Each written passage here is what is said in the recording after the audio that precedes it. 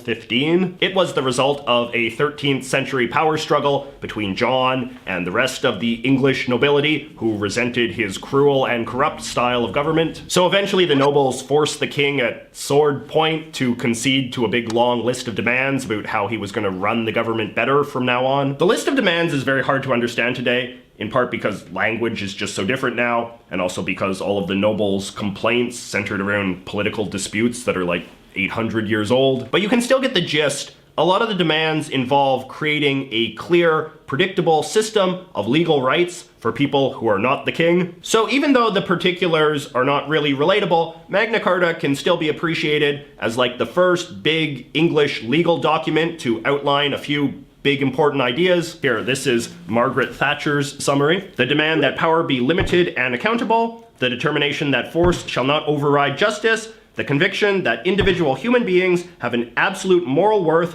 which government must respect. Alright, number 3 is Lady Justice. Lady Justice is this mythical character in English culture who has sort of evolved over the centuries. She is supposed to have her roots in the minor Roman goddess Justitia, who then evolved into a more generic symbol of Christian virtue in the Middle Ages, which then evolved into the more modern character we know today. These days you often see big statues of her outside American courthouses, or pictures of her inside courtrooms and this sort of thing. In her modern form, Lady Justice is usually depicted with 3 iconic accessories: the scale, the sword, and the blindfold, all of which are said to embody various timeless principles of English justice. People do dispute the exact meaning of these accessories since their roots are so ancient, but I would say the conventional explanation goes something like: the sword represents that the law is powerful and sometimes harsh. The scales represent how our justice system is based around balancing evidence and being fair. And people usually say that the blindfold represents the idea that justice is blind, although what that specifically means is somewhat up for debate. Some people say it means that our justice system shouldn't care who you are in regard to race or gender or wealth or anything like that. Other people would say it means that our justice system isn't really concerned with consequences, only abstract principles, which is a more controversial idea these days. Next, we have document number 4, which is the Mayflower Compact. Many Americans peg the symbolic start of their country to the Mayflower Voyage of 1620, which was a ship that brought a bunch of mostly British immigrants to the eastern coast of North America. The voyage wasn't an official mission planned by the British government, which meant that the colonists were kind of on their own. And so near the end of the trip, a bunch of the passengers got together and signed something called the Mayflower Compact. This document is often understood as one of the first statements of American democracy. Since the Mayflower colonists were not operating under any sort of government direction, they understood that they would have to do things for themselves. So in the compact, they declare themselves to have the power to enact, constitute, and frame such just and equal laws, ordinance, acts, constitutions, and offices from time to time, as shall be thought most meet and convenient for the general good of the colony. And when they finally got to America, they kept that promise. The Mayflower people governed themselves as a small democratic colony for nearly 70 years before one of the larger British colonies eventually annexed them. Which leads us to document number 5, the Declaration of Independence. By 1776, the British colonies in America had grown big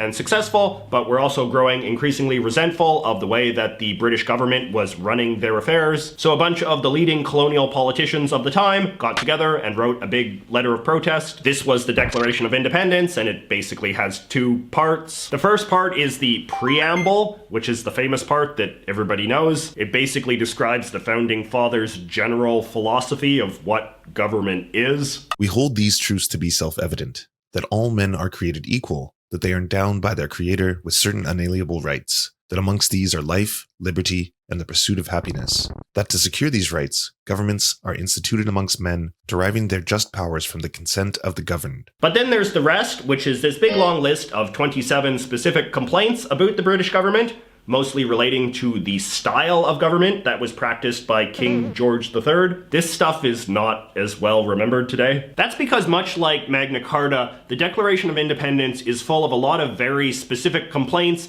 that relate to a very specific period of time that a lot of us can't really relate to anymore because it happened so long ago. For example, this is one of the grievances in the Declaration of Independence. The king has called together legislative bodies at places unusual, uncomfortable, and distant from the depository of their public records, for the sole purpose of fatiguing them into compliance with his measures. But much like Magna Carta, these days you are also supposed to appreciate the Declaration of Independence by reading through the lines a bit. You are supposed to notice certain principles of law that are still relevant today, even if the specific examples seem very exotic. And a lot of these principles involve the idea that when the executive branch of the government is too strong, which is to say when the king or governor or prime minister or president has too much unchallenged power, the rights of the people generally suffer. This is why, incidentally, even in England, legal scholars take the Declaration of Independence seriously as part of their own legal tradition, as opposed to some foreign thing, because they would see it as a group of Englishmen asserting their rights as Englishmen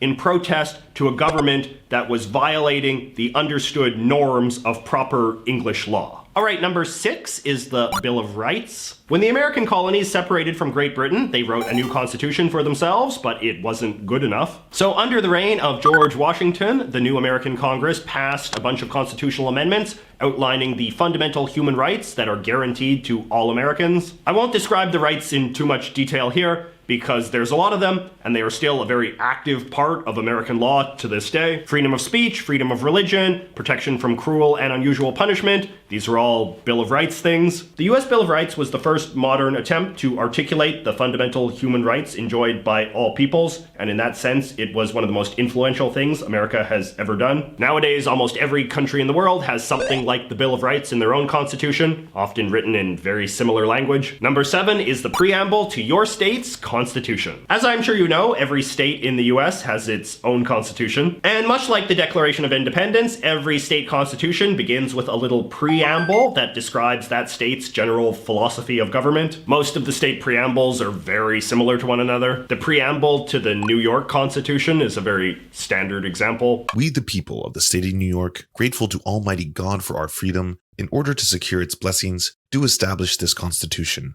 They all basically repeat the same principle that the power of government comes from the people. And often, but not always, there is also an acknowledgement that the rights of the people come from God. All right, number 8 is the lyrics to the US national anthem, the Star-Spangled Banner. I really do not understand why this was considered one of the foundational documents of American law and government. The Star-Spangled Banner is a perfectly nice song, but it has no legal status in America. In fact, it's not even about American law or government in any way. It's just a song about the American victory in the War of 1812. But it does have some connection to document number 9, which is the national motto of the United States. So the national motto of the United States on all of the coins and whatnot is, of course, "In God We Trust." This phrase made its first appearance in the Star-Spangled Banner in some of the more obscure lyrics near the end.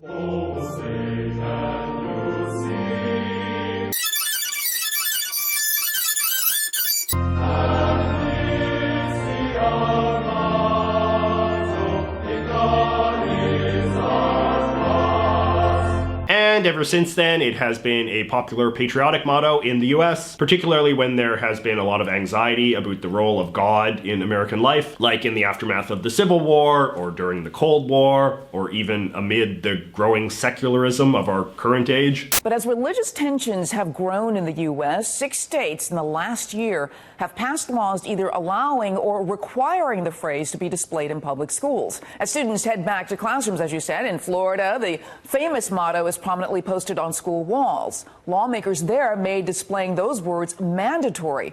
Similar laws were also passed in Tennessee, Louisiana, and Arkansas. I don't really know if the motto is all that relevant to American law and government either, but it is certainly another thing that plays up the idea of recognizing the supremacy of God as being very central to the United States. So what do you think of these 9 things? Do you think that they deserve to be called the foundations of American law and government? As I said at the beginning, the people who are pushing the hardest for this particular suite of documents to be recognized as like the foundational core of American legal history tend to be very conservative people, who of course are also very eager to push the idea that religiosity should be seen as like the central premise of American life. As a result, you probably noticed that one of the consistent themes running through a lot of these documents is their acknowledgement of God. You could very easily argue, in fact, that these documents have been quite explicitly cherry-picked to focus on things that are quite God-centric, even to the point of including pretty dubious stuff like the national motto and the national anthem. And of course the Ten Commandments themselves, which will always be the most controversial inclusion because they not only recognize God, but a very particular Judeo-Christian God. I'm sure a more secular person could come up with a few other legal documents that are maybe a little bit less God-centric. But my question would be, do you think it is fundamentally dishonest to play up God's role in American law this way? I personally have a pretty moderate view on this issue.